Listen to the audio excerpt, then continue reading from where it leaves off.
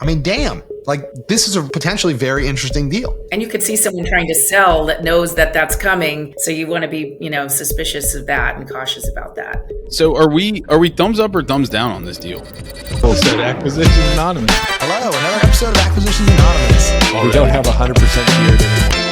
Hey everybody, welcome back to another episode of Acquisitions Anonymous. This is the internet's #1 podcast about buying, selling, and operating small businesses. And sometimes they are weird small businesses, and this is one of them on today's episode. This episode starts with Mills telling us the story of how yesterday he toured a prison where 70% of the locks did not work. So we open with that story, and then we segue into today's deal, which is basically a prison for lobsters. It is imagine a giant facility that houses lobsters in Nova Scotia. They buy the lobsters off the boats, store them, and then sell them to grocery stores and fish distributors around the world.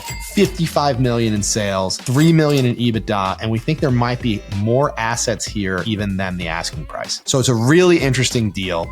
This is the type of thing you listen to Acquisitions Anonymous to learn about. Follow us on Twitter if you haven't already, ACQU Anon on Twitter, and that's our website as well. Hop on our newsletter where we send all of these episodes out every single week. We send 1 to 3 episodes every week to our email subscribers. We also send links to all the cool stuff all the hosts are doing on the internet. And without further ado, I hope you love this episode of Acquisitions Anonymous. This episode of Acquisitions Anonymous is sponsored by Acquisition Lab. Acquisition Lab and their team, they've been longtime supporters of the pod, and they provide a really great service for people who are looking to acquire a business. So it's created by Walker Dybel, who's become a friend, the author of Buy Then Build, How to Outsmart the Startup Game. So Acquisition Lab's an accelerator with a highly vetted, cohort-based educational and support community for people who are serious about buying a business. So a lot of our listeners like you tune in every week to our deal reviews. You want to get in on buying a business. You're on this podcast because you're trying to learn how to buy a business. But if you're not quite sure where to start, Acquisition Lab is a great place to start. So they exist to help people buy a business and to navigate all those complexities of the process, everything you hear us talk about on the show. They provide a proven framework, tools, and resources that support you all the way from search to close. They do it. There's a whole bunch of educational material and support. So if you're serious about buying a business, check out acquisitionlab.com, or you can actually email the program director, Chelsea Wood, directly. Her email is chelsea@buythenbuild.com. Hey everybody, welcome back. A Friday episode of Acquisitions Anonymous. Although the weird thing is we record on Fridays and then people listen on Tuesday or Wednesday or whatever. Yeah. So, but they just hear the relief in our voices and in our demeanor, and they're like, "Wow, that put me at ease." I could tell they were less stressed. Friday, yeah. Regardless of what day, a little bit of Friday on your Tuesday. Today. I spent yesterday in a prison, in a corrections facility, looking at a roof, and it was. I kept thinking about all the inefficiency and ways that like privatization could happen. And it was bonkers. This prison it was 400,000 square feet of prison, and they had about 2,500 inmates. And we walk in, we're having this meeting with the warden about their facility. And they say, by the way, 75% of the locks in the prison don't work. Wait, what? I'm not even joking. The cell I feel doors. like that's even more important than the roof. Yeah. It very quickly became the priority of the meeting. I'm not saying where this is because I don't want to out anybody, but they also were like, by the way, we're really understaffed. We're at like 35% capacity. We have a 65% vacancy rate.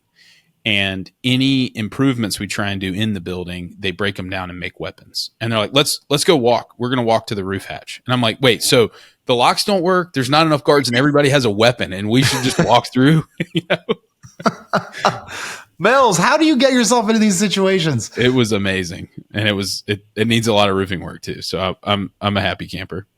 So there's a 400,000 square foot prison somewhere where you said they've got a 65% vacancy rate, but 70% of the locks don't work, which means 5% of the prisoners are in rooms with locks that don't work. They can lock like the pods, but not the individual cells and stuff like that. But apparently this is endemic. Like this happens across the board in state prisons, across many, many states. They're just way underfunded. And who at the legislature is going to get re-elected by spending money on prisoners instead of schools. It's like the last thing they want to give money to. So, But are they going to be able to pay you for a new roof? yeah. They got to figure that out. Yeah. Before the locks, they'll whatever. No, they are working on the locks. The problem was they retrofitted all these prisons to try and modernize the locks, and like the old locks were just way better. And so the new ones, the prisoners figured out like there's like ways around them. We can like jimmy them open. So I feel like we did an episode on locks for prisons. We did a long time ago. we did. You're right, We need Heather. to dust We it did. back off. I've got real experience now. I actually might know a little bit about what we're talking about Yeah. compared to then. Mills, when you texted us about how we had to move our meeting the other day because I will be out of prison, that is a text I've never gotten before. And Sorry, Michael need was to move. like- I'll be in prison. Michael was like, I knew one of us was going to jail. That's right. Awesome. Okay, I don't have a segue. I got one. deal. Okay, yeah. Speaking of prisons, here's one for seafood. So I found this deal and it jumped out at me. This is from Murphy Business Sales. I'm gonna share my screen. There is so little info, but the headline just absolutely reeled me in. Pun intended. Oh, pun number one. Here we go. So this is Murphy Business Sales, and it says live lobster storage and seafood processor. It's a wholesaler of seafood. They don't say anything about where it is, what city, none of that information, except it's in Nova Scotia, Canada. The list price is $8.9 million. They want an $8.9 million down payment, which I think is just their way of saying we're not going to sell or finance any of it for you. Mm-hmm. And the description here is lobster and seafood pound. I'm not sure what that means. Maybe that's what they call these places. Specializing in live lobster storage and processing ground fish. The company's direct procurement from local harvesters as well as seafood distributors across Atlantic Canada sets the stage for their operations. They store, package, and distribute their products to markets across Canada, US, Europe, and Asia. They list some financial info here. They have accounts receivable of $2.8 million, inventory of about $2 million, furniture, fixture, and equipment of a little over $2 million. They say that the real estate is not included in the sale, but they list the amount of the real estate at the asking price, or a little over the asking price. So I'm not really sure what's going on. Oh, actually, no, the real estate is included in the sale. Sorry, the formatting of this is a little weird. They're saying that the AR is not included, but you do get the inventory and the FF&E. I'm willing to bet you get the AP as well. Yeah, exactly. I'm going to keep my AR. You take my AP.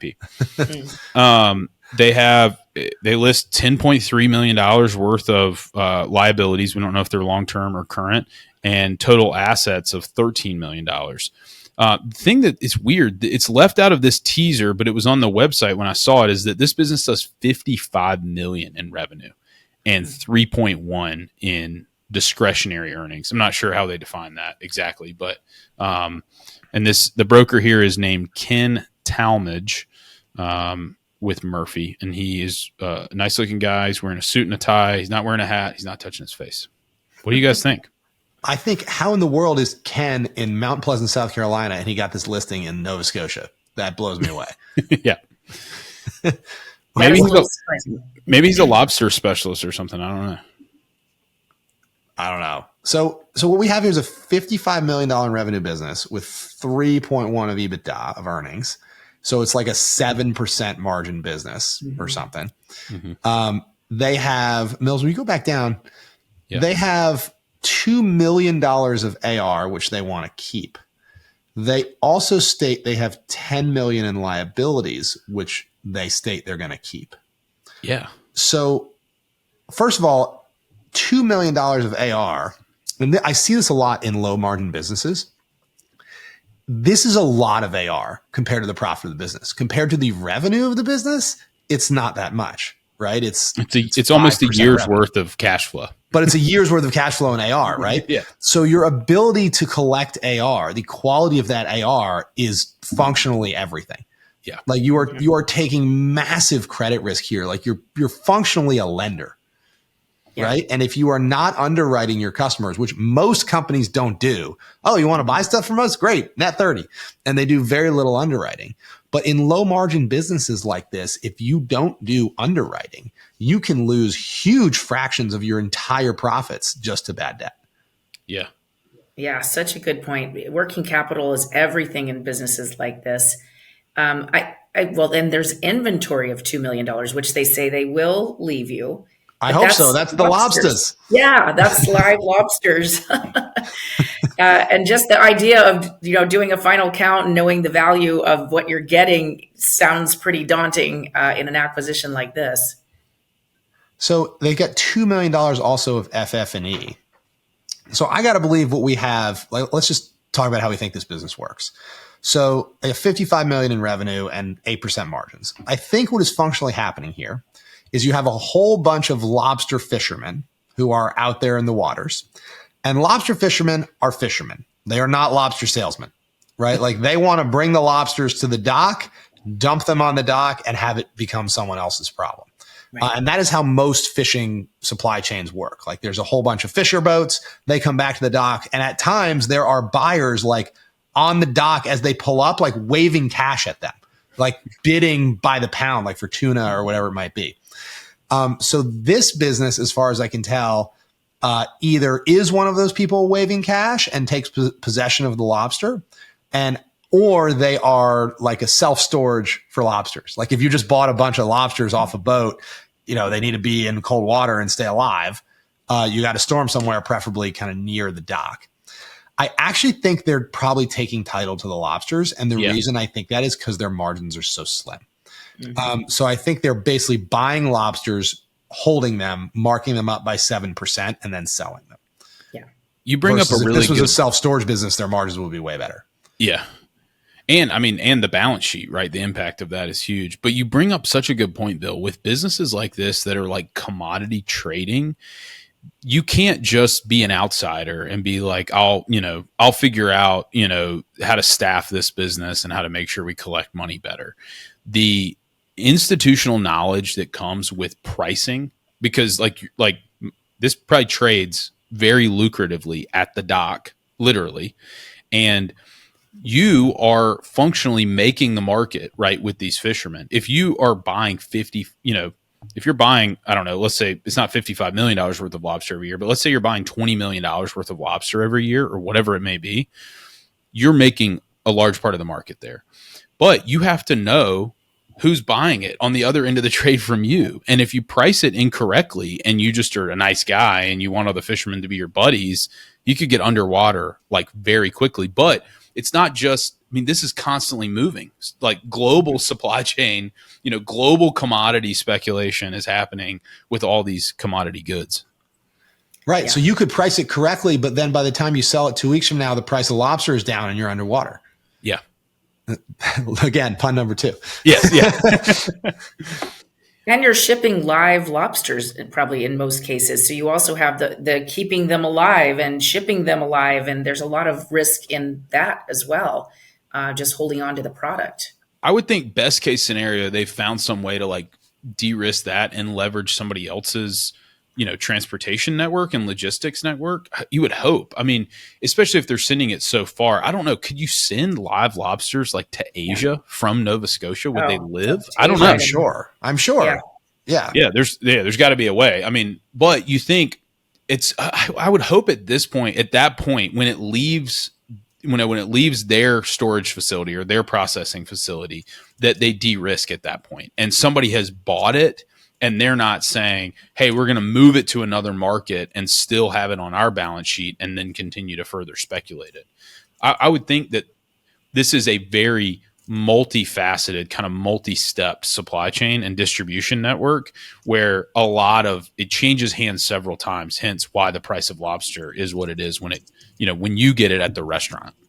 So if you're going to buy this business and you're going to close on it, the season matters, the time of year matters, because that $2 million of inventory of lobsters is probably not marked to market every day, right? You kind of have to get into what is the accounting? How do we come up with $2 million? And what am I really getting? What is the actual valuation on the lobsters that I'm getting. I did a seafood acquisition deal a number of years ago. Two companies. It was one seafood company in Seattle buying another in the San Francisco Bay Area, and it didn't close in the season that they had wanted. Like a lot of deals, everyone thinks they're going to close on a certain date, and we never seem to make it there. And what happened was the fluctuation in inventory levels of the different types of seafood that the two companies had was huge. There was a dramatic swing, and it drastically changed the valuation of the deal because of the inventory and what was going on with it. So that was probably a little more complicated than this. This is maybe just lobsters, but still, there's a season to it, and there's a market valuation fluctuations, and you as a buyer better know exactly what is happening with the lobster market around the time that you're going to be closing. Yes. The one thing I will say that mitigates is their inventory is only $2 million worth of lobsters on 55 million in sales, which means they're turning their whole inventory pretty fast. Yeah. So I would wonder, like, if you're good at this business, you've probably got like standing demand from Cisco or like some seafood distributor or Kroger or something. And like they want your lobsters at a certain price and up to a certain volume. So you can probably pair your supply and demand a little bit, especially because this is fresh food. Like you can't sit on it forever. So it is turning fast. So how fast can the market in lobster move in 4 days? I have no idea. But it's not like you've got 4 months of lobsters in your tanks that you're real and you've got millions and millions of exposure. Like I think this is ripping through every week or two. Yeah, because I mean, I don't know. Maybe lobsters could. You think about spoilage, and I think I've talked about one of my friends here in South Carolina who they wash lettuce like at massive scale, and the spoilage of that. Once lettuce is like been cut and it's just waiting for packaging and distribution, they have to turn like this massive several 100,000 square foot building of inventory like every 48 hours. Well, the nice thing about this is they're still alive. That's the thing. I'm thinking it actually may be, and if not, right, because they mentioned some ground fish, processing ground fish. If it's live, maybe you have some flexibility as long as you're good at keeping them alive. And if not, it probably is getting frozen, and so you create some elasticity for yourself. The thing I'm looking up though is like, my Google history is going to be really interesting after this episode. But seasonality of lobster in Nova Scotia. Hey, Michael here. If you're a leader in business, you don't want to spend hours searching for the best way to do things. You just want answers. And that's exactly why we created ScalePath. ScalePath is an online community for small business CEOs like you to connect, learn, and grow your business. As a member, you'll join a group of peers all over the country helping each other solve the problems that every small business faces. Plus, you'll get access to an entire library of playbooks, templates, and expert Q&A video calls. I'm in the Slack channels every day chatting with owners and operators just like you, and it's online, available 24/7, and works to your schedule, unlike other peer groups. If you're a business making over $500,000 annually in revenue, we'd love to hear from you. Go to joinscalepath.com, use the code AAPOD, and you'll save $100 off your first month of membership. That's joinscalepath.com and use code AAPOD code for your first month discount. Now, back to the show. So, yeah, it's gotta have a season. I'm curious about a couple things on their balance sheet as well. The real estate is really included at the purchase price. I guess if that's true, I'll buy it. I'll take it. And these liabilities are greater than the purchase price, which, as a lender, I always like to know, is a seller getting out with, a payday? Basically, are they coming home with some cash, or are they trying to sell out from under a bad debt situation? And if that's the case, I want to know how and why they got themselves into that. And is that maybe a red flag for what could happen to a new buyer? Yeah. I guess you have to have you have to have the real estate, right? I'm picturing like a giant warehouse of tanks, like a custom built, lobster penitentiary is basically what it is, right? Yeah. Yeah. I mean, the replacement value, this is one of those things that, it's probably, worth a few $1 million in this transaction. But if you had to go recreate it, I mean, it would be just many, many multiples. Google is telling me that lobster fishing in Nova Scotia is available year round, but then there's different districts, in terms of, different seasons, but it looks like most of it is the last week in November to the last week in May. That's when the South Shore lobster fishing lobster crawl says that it occurs. It's the cold months, right? It's 40% of all lobster caught in Canada are caught in just a few districts of Nova Scotia. So you're in the mecca, okay, of lobster fishing in Canada. And I don't know. I would be fascinated. Is this the largest yard? Is this the largest processor, or are they like, two main people or multiple, and this is just like a very, very small portion of the market? This is so interesting. So there's the lobster part, and there's also the ground fish part. I'd be willing to bet there is a fish processor nearby that is grinding all this fish and didn't have enough place to store it, or wants to offload it or whatever. And these guys several years ago found their way to insert themselves into that supply chain and go, yeah, we'll buy your ground fish. We'll hold it for a couple of days because Kroger also buys ground fish. And now we can put it on the same truck as the lobster. And it's kind of all geolocated right there. And it makes a ton of sense. Yeah. Which I really, in some ways, like, because who else is going to buy these lobsters besides the guy with the giant lobster penitentiary right there on the lobster docks? Yeah, you could show up and want to compete with him and have, $5 million to spend, but you can't create the capacity to receive this overnight. The established infrastructure is like massively critical.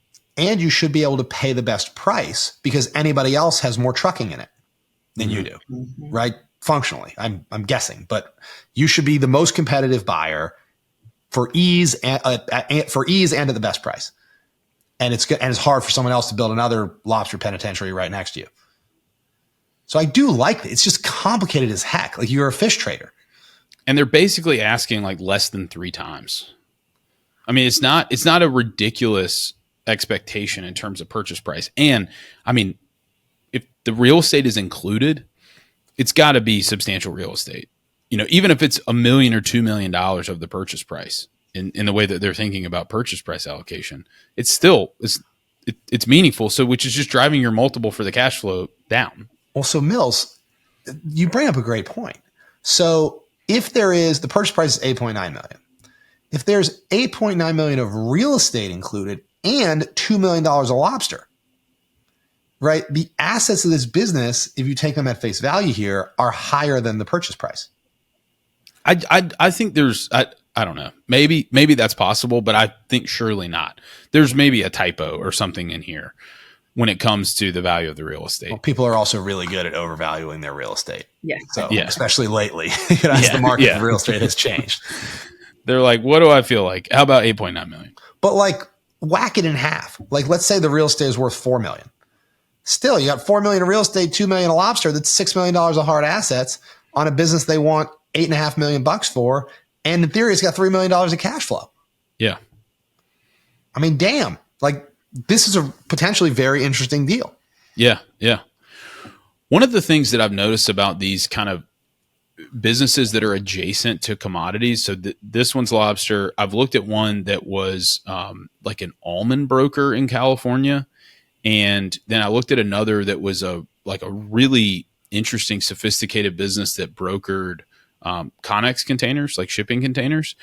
And all of these folks have just this incredible knowledge base, like this weird, incredible, institutional knowledge about the space.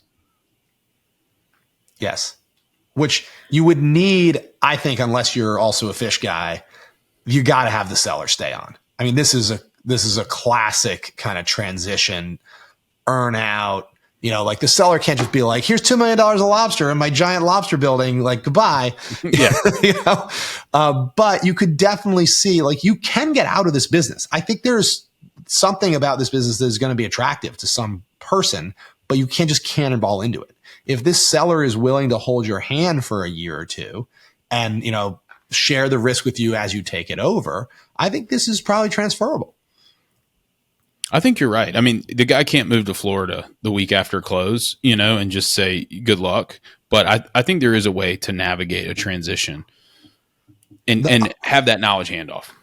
The other thing that makes me wonder is, like, there's got to be a giant seafood processor that should buy this from this guy. Yeah. Right. Yeah. That's what I was thinking. It needs to be someone from within the industry.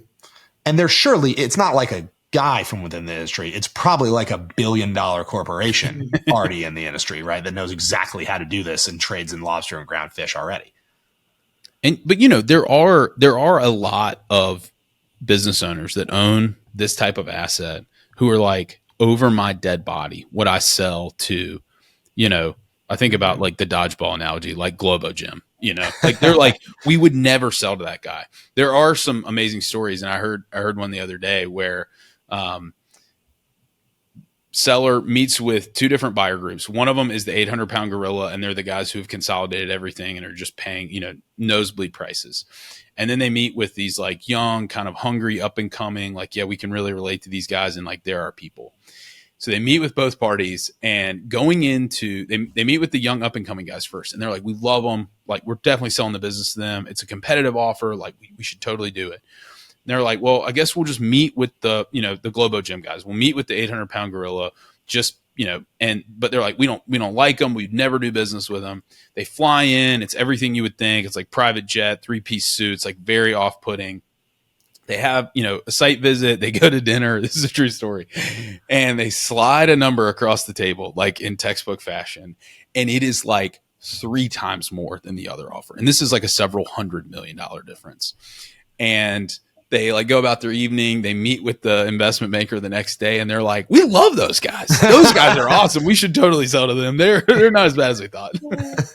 So, I do think it's a fragmented industry, though. I do think seafood is fragmented for a lot of good reasons. They're very, the supplies are small and they're seasonal, and so I think there is a lot of, it's pretty fragmented, like a lot of industries. I did also look up whether Nova Scotia lobstering is sustainable, because you have this with seafood now, right? All kinds of seafood kind of gets on the bad list, and restaurants don't carry it anymore.